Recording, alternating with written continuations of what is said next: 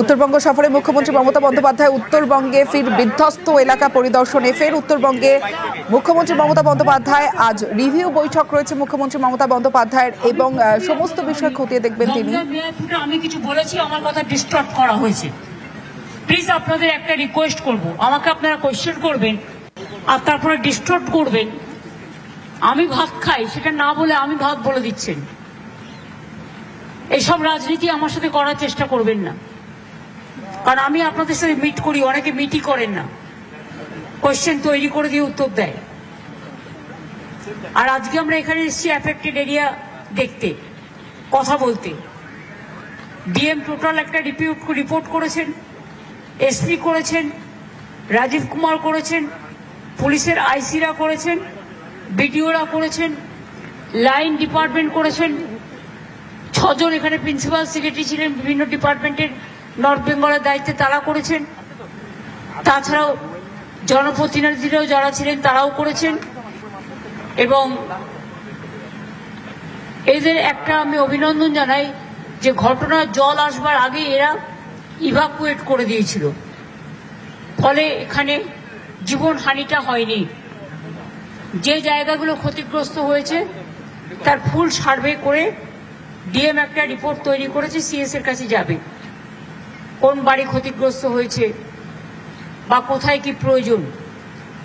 Agriculture department থেকেও শস্য ভান্ডার এবং আলু থেকে শুরু করে সব আলু আমরা কিনে নিয়েছি সুফল বাংলায়, যাতে চাষিরা অসুবিধে না পড়ে।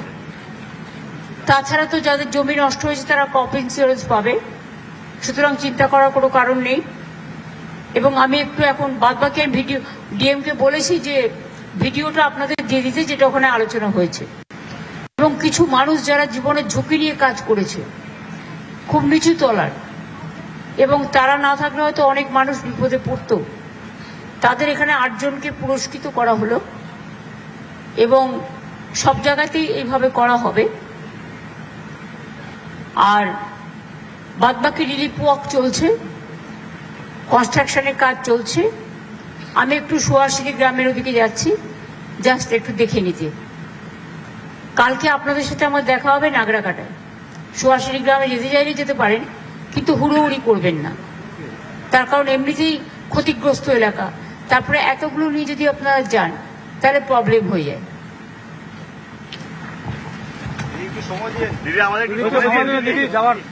আমাদের যাওয়ার একটু সময় দেবেন দিদি। গাড়ি যাচ্ছে, গাড়ি গাড়িগুলো একটা গাড়ি যেতে পারে, গাড়িগুলো